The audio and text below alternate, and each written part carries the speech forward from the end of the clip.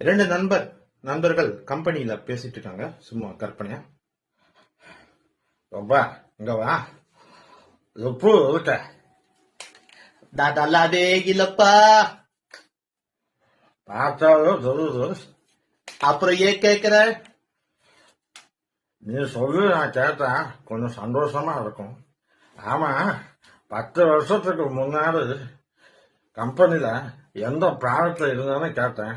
அப்ப என்ன சொன்ன? என் ப்ராஜெக்ட் ராப் டவுன் ஆயிடுச்சுப்பா. ராப் டவுன் ஆயிடுச்சு. நாம அப்பா இல்ல, அது சொல்லு. இப்ப 10 வருஷத்துக்கு அப்புறம் இப்ப கேக்குறேன், இப்ப எந்த ப்ராஜெக்ட்ல இருக்க? அதே ராப் டவுன் அப்பா. நீ விளங்கவே மாட்ட.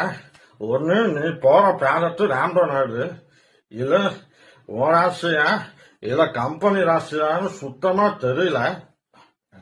ஒண்ணு பண்ணு, உன்னோட ரெஸ்யூமே எனக்கு அனுப்பு. எங்க சூப்பர்வைசர்கிட்ட சொல்லி உனக்கு நல்லா வேலை வாங்கி தரேன். என்ன கொடு. நான் எதுக்காகப்பா ஒரு ரெஸ்யூமே ஓட்ட கொடுக்கணும்? அதான் கம்பெனி ராம்பரம் ஆச்சுல.